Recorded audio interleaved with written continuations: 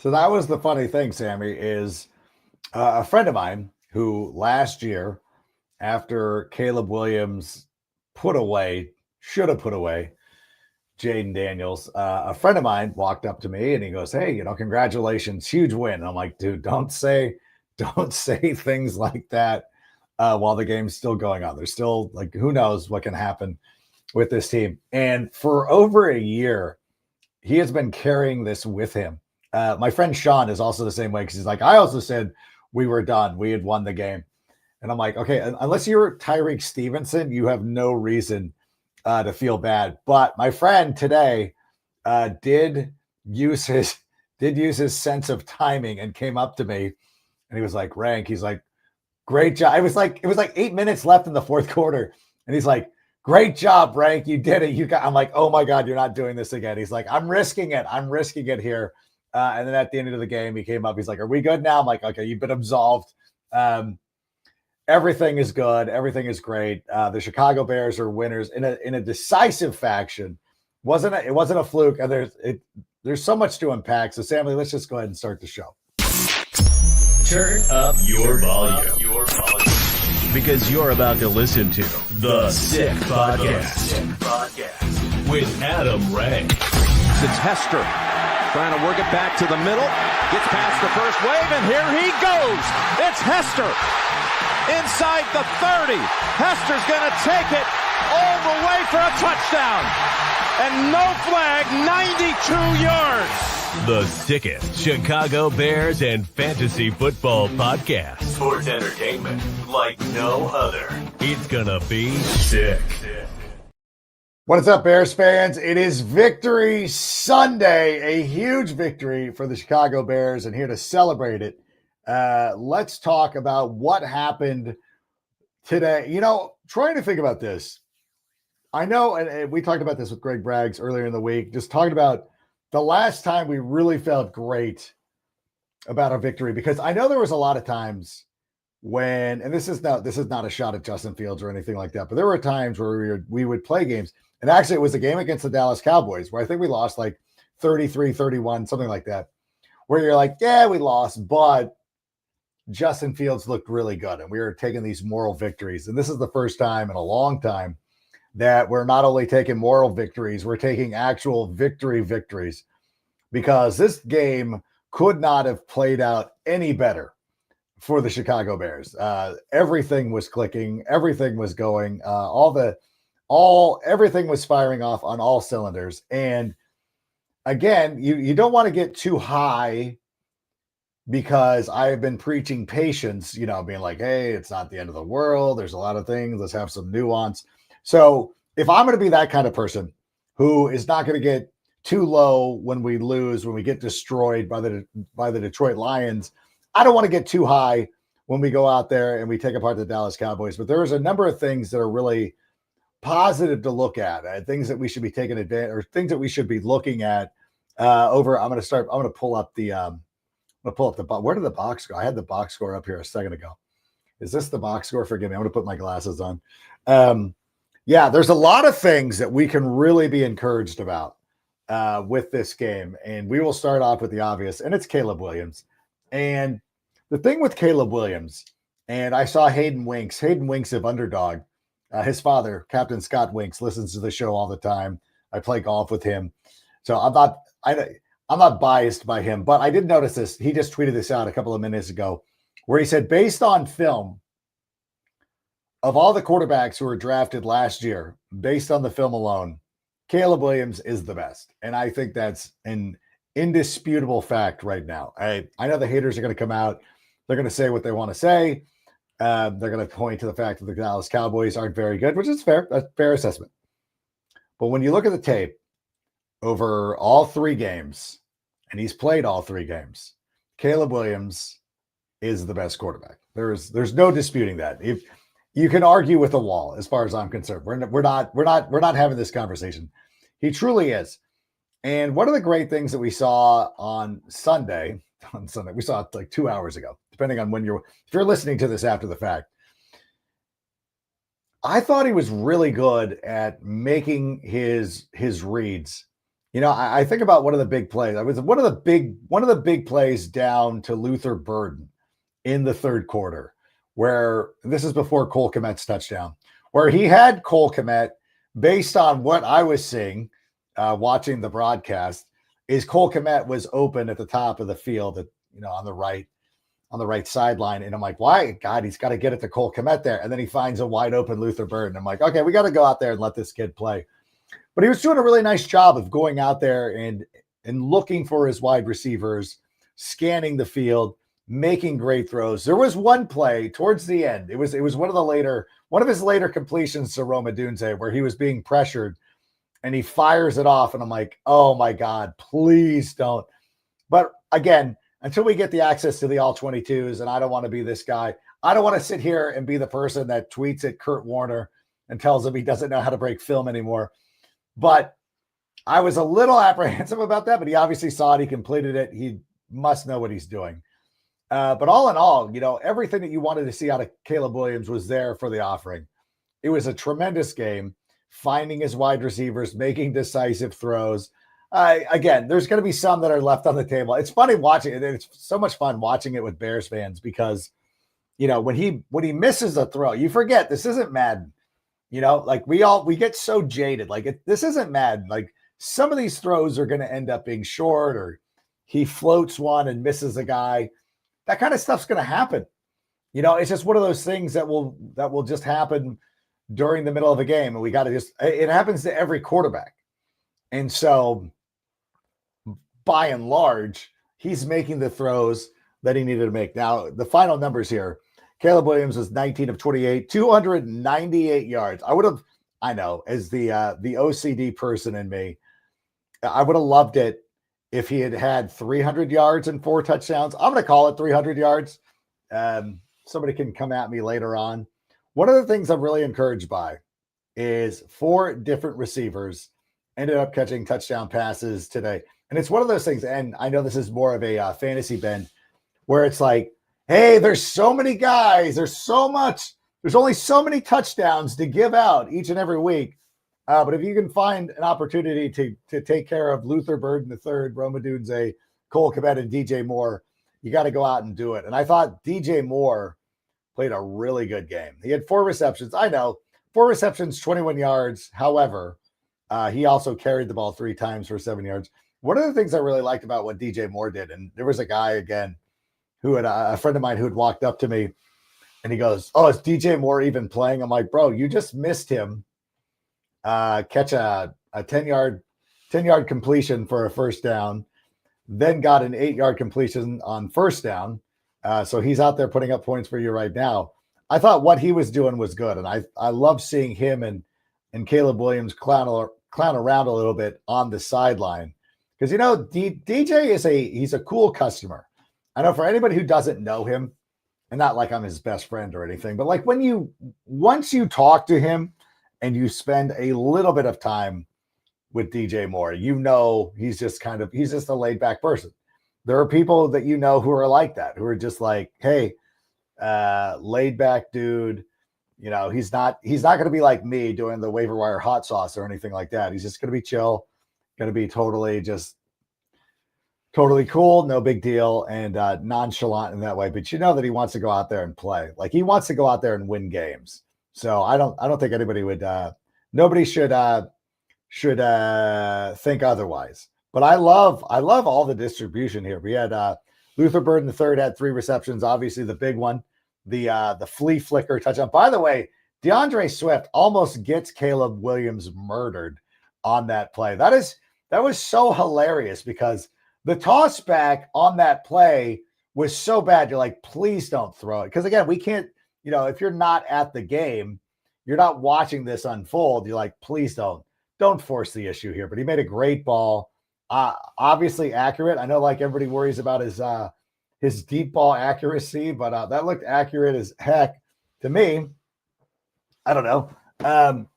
Really love that. We got 3 receptions for him, 3 receptions for Roma Dunze, 3 receptions for DeAndre Swift. DeAndre Swift ended up having a pretty nice game. Like I know he lost some yards on that final carry of his, but he carried it 13 times for 33 yards. It was less than 3 yards a carry. I thought he was running stronger. than what we had seen over the last couple of weeks. He caught 3 passes for 45 yards. So he ends up with 78 total yards. All right, I'll take it. Nothing wrong with that. Colston Loveland had a big pop. He obviously left the game with an injury. There will be an update over the weekend and over the rest of the week, so we'll figure that out as it goes along. I do not know what the severity of his injury is. Olamide Zacchaeus had 3 receptions. DJ Moore had 4 receptions. Cole Kmet gets 1. It's a big one. It's a touchdown. Kyle Monengai catches a pass. Kyle Monengai also carried the ball 6 times. Again, not as much push as you would want, but still was out there doing some work right there. Loved seeing what he did. Again, this isn't Madden. We shouldn't expect all these great, we're not going to have these tremendous numbers or anything like that, but still very good performance by the Bears as far as that. I know outside of starting Caleb Williams, you might not have won your fantasy week based on these players alone. And speaking of fantasy football, listen, Crown Champs just dropped the hottest thing that ever happened to fantasy football. And we're talking about crowns, championship crowns. Listen, so many times you do your leagues and you get like a cheap plastic trophy. You get a championship belt that it's been overdone, or you get some GG, just a GG text after you go out there and win a fantasy football championship. That is not it. We're talking about crown champs, baby. We're talking about crowns, robes, scepters, rings, all kinds of cool stuff that makes you fantasy royalty. And check this out. For just $2.99 a month per person, you can go to crownchampscompany.com, rack up points, win weekly challenges, get voted as the King, Queen, Trash Talker, and unlock real-life merch. Go to crownchampscompany.com. Get started. Don't just go out there and win your fantasy league. You need to go out there and rule it. And speaking of ruling, this performance, the Bears absolutely ruled the Dallas Cowboys. It's one of those things too. Like, it's not necessarily that you go out there and it's more than a decisive win. The Bears were being clowned so hard for going out there and getting destroyed by the Detroit Lions. And I tried to explain to everybody last week that was the Lions Super Bowl. They had put everything into the Aussie. Even Lion fans were so dismissive. Like, I know, they're like, yeah, I know we lost to Green Bay, but that was a glorified,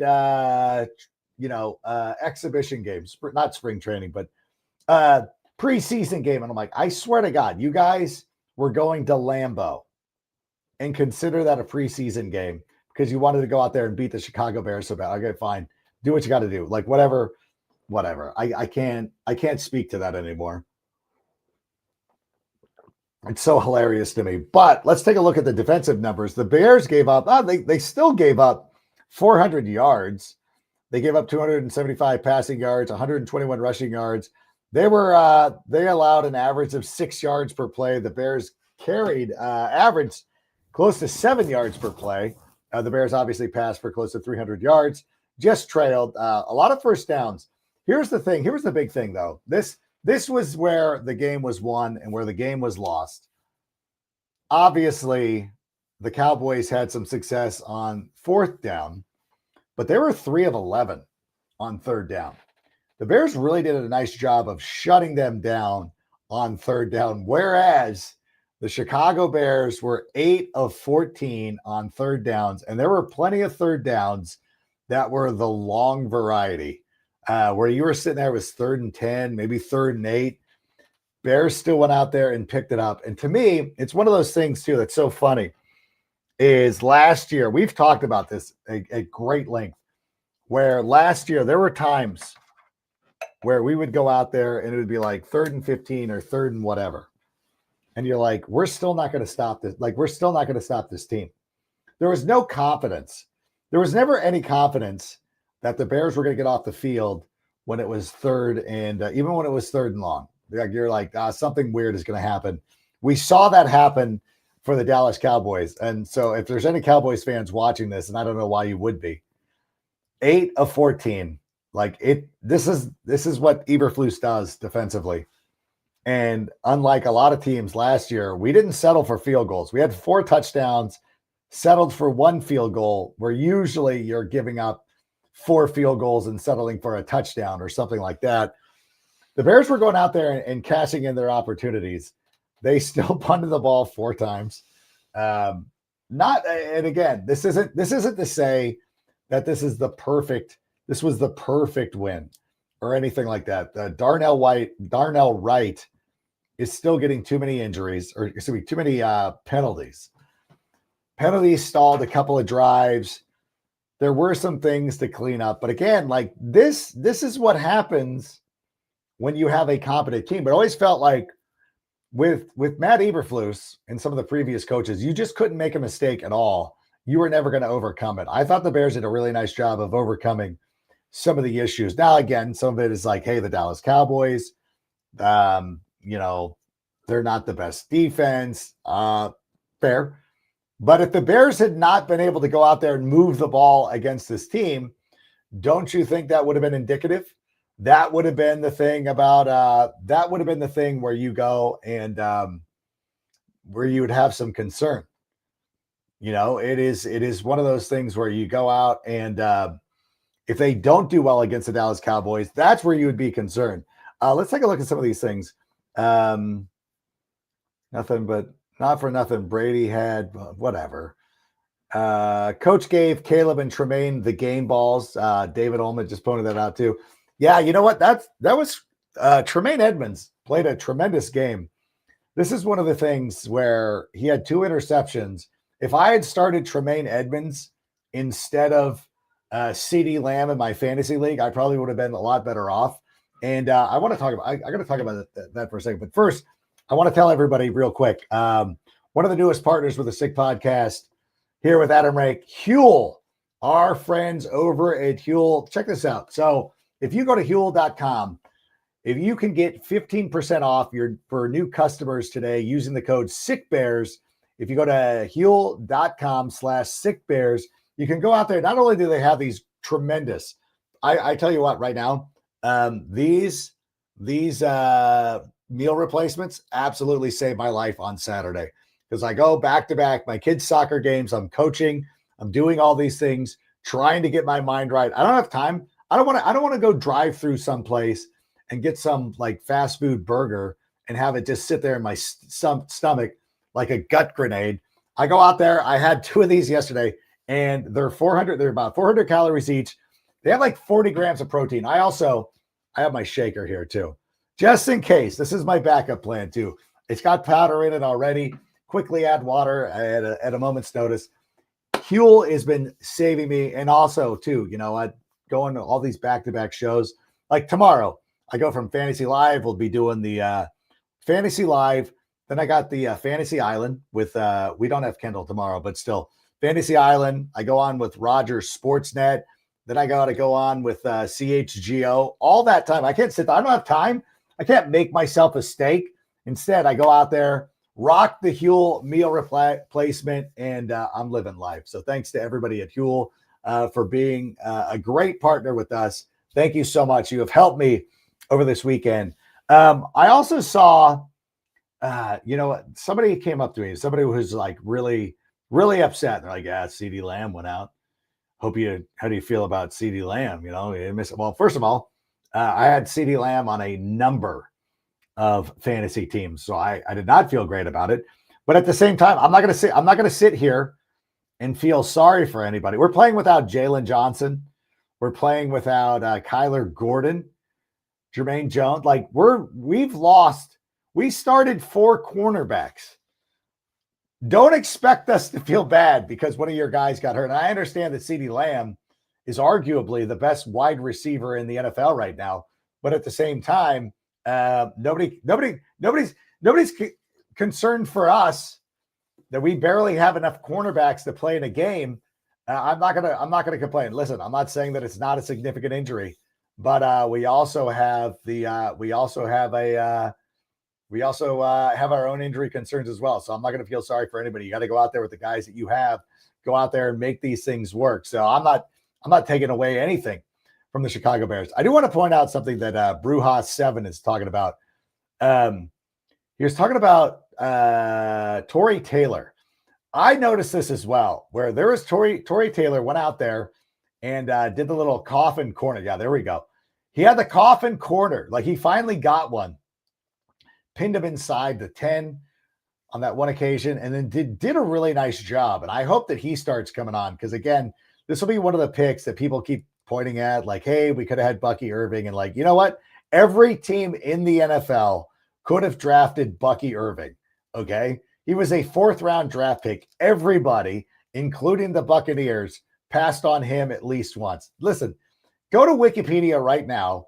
Go through drafts from any year. Like, think back to the time that Richard Sherman was a 5th-round draft. Oh, God, if we would have just taken Richard Sherman over Kylie Fitz. I know that's not a right. I know that the years don't match. You can do that with just about everybody. We could do that and be like, hey, you know, if we redid the draft, this is what it would have looked like, which is fair, which is absolutely fair. But at the same time, Torrey Taylor's starting to look good. I also want to note this as well, because I was thinking about this for all the people who last year were like, hey, keep Justin, trade for the Hall, draft Marvin Harrison. Who is ready to admit that Rome Odunze is at worst the second best receiver out of last year's draft? And I think you can safely say now he's better than Marvin Harrison Jr. I would rather have Rome Odunze over Marvin Harrison Jr. right now. I know, like, this is something, and again, I sit here when people like to do this with the quarterbacks all the time. And I know a lot of people have been premature with this. I still believe Rome Odunze is a better player than Marvin Harrison Jr. And we're going to see that. And it's going to continue to build. A couple of years from now, we're going to be looking back at this draft, and we're going to be like, you know what? I can't believe that we got Caleb Williams and we got Rome Odunze. It's going to be one of those things that really stands out. I want to make sure that we did that. Yeah, Brujas 7, 0 sacks. That's another good one. How good was the offensive line today? I know the Cowboys are without Micah Parsons, and it's a completely different defense now. I think with Kenny Clark, you know, that's the thing too. Like, when we look at the rushing averages for the Bears, I think that's a significant thing to look at. Is although Cam Skattebo did okay last week for the Giants, but at the same time, Kenny Clark makes that defensive line for the Cowboys like pretty nice. That's a pretty nice defensive line. I think as far as stopping the run, I think they do a really nice job. So I'm not overly upset with the rushing totals per se. But Robert Nash, hey, Bobby Nash, hey, by the way, thanks to everybody for stopping by here on a Sunday. He's talking about Rome is great, but needs to stop with the drop. You know what? Honestly, this is a thing that Matt Harmon always talks about. Maybe I'll try to get Matt Harmon on the. Oh, you know what? I'm gonna. He's busy, but I'm gonna see if Matt Harmon. I'm gonna give a call to Matt Harmon to see if he'll come on tomorrow. I need him or Hayden to come on. Hayden Winks to come on. The drops, I get it. Receivers drop the football. I think so much is made of the drop sometimes. Again, but at the same time, I've been making fun of Quentin Johnston forever. So maybe I should have a little bit of grace with Rome Odunze or shouldn't have as much grace with Rome Odunze with the drops. But at the same time, I know the one was tough. The one near the goal line. I know which one everybody's thinking about. Like, that's a tough play. Like, he was hit from behind. That would have been a tremendous catch. You know, sometimes we take it for granted, but I do agree. I go in the moment. And for all of us who are sitting around watching the game, we all felt as well that Rome Odunze would have been nice if he would have held on to that football. By the way, where did you guys watch the game today? Because Sunday, the Bears will be on the road. Yeah, they'll be on the road playing the Las Vegas Raiders, 1 o'clock, 3 o'clock, your guys' time out there in Chicago. And I'm going to tell you right now that if you are a fan, a real Chicago sports fan, you want to be watching the games at Twisted Shamrock. Whether you're a fan of the Bears, Bulls, Cubs, White Sox, Blackhawks, Sky, or Fire, Twisted Shamrock is the place to be on game day. They've got a killer big screen in their private party room, over the main bar, and outside on the tremendous patio. And watching the game was so rad. Watching the game today, seeing so many Bears fans in short sleeves watching that game, it is still patio season, and the place to be is Twisted Shamrock. They've got the best fans. They've got drink specials. They got buckets. They got awesome bartenders, great management, tremendous atmosphere. If you want a true game day experience, next Sunday, 3 p.m., Bears, Raiders, you need to be at Twisted Shamrock, the place to watch Chicago sports, especially Bears games. Please be there on Sunday. It's going to be a great game. I'm still on the fence now. I don't know. I don't know if I'm gonna go. Ask me on Saturday afternoon. It depends on what time my kids' soccer games are. Ask me on Saturday afternoon how I'm feeling. I could get a wild hair where I'm like, you know what? I'm doing it. I'm going to go. I'm going to go out to Las Vegas and do my thing. But still, I don't know. But I feel good. We should celebrate. A lot of cool things happening with the Chicago Bears. There'll be a lot more to discuss this coming week. We've got a big week planned for you. We'll be back tomorrow. We'll be back at 7 Eastern for our Fantasy Island. I would love to dive deep in on the impact of Caleb Williams as a fantasy starter. He had 4 touchdowns today, close to 300 yards. Viable fantasy starter. He has been outscoring a lot of other quarterbacks. And for anybody who streamed Michael Penix today, you wish that you had Caleb Williams. I started him in my Golf Tech League, and very excited about that. So that was really cool. So we'll have Fantasy Island tomorrow at 7. I will be on CHGO later that night at some point. I don't know. I lose track of time. I'll be on CHGO tomorrow with the 3 families, Greg Braggs, Philotoshin, Shane Marsa, and we'll be doing the CHGO After Dark. That should be a lot of fun. We'll be back for Take It to the Rank on Wednesday. Do we have something on Tuesday? We got Nick Rohde. Oh my God, I forgot my boy Nick. So Nick and I will be back on. We got so much to talk about. So we're really going to be able to dive deep. But I wanted to go out and just celebrate with all of you guys. I'm so excited. I feel great. Arsenal had a tremendous match today. That was a lot of fun. Wait. Oh, somebody Bruja's like, he's on his bench. Oh, that's too bad. That's okay. Listen to me. I would rather have Caleb Williams on my fantasy bench and win the game as opposed to him not doing well and lose. I don't know what I'm saying. Don't worry about it. We won the game. Who cares? I'm sorry for your fantasy team. Patrick Mahomes is going to go out there and have a great game. Although I think it just started, but go check out that game. A lot of content coming to you over the course of the week. And of course, I'll be back on NFL Fantasy Live. I'll be back on the After Hour with Jim Rome on Tuesday. So check out all that great stuff. Thank you for being here. Have a great Sunday. Enjoy Victory Monday. And until Fantasy Island, enjoy yourselves. And Sammy, just go ahead and play us out. Bear down. And that's a wrap. Hope you don't miss us too much until next time. Follow the Sick Podcast with Adam Rank on YouTube, Instagram, Facebook, Google Play, and Apple Podcasts.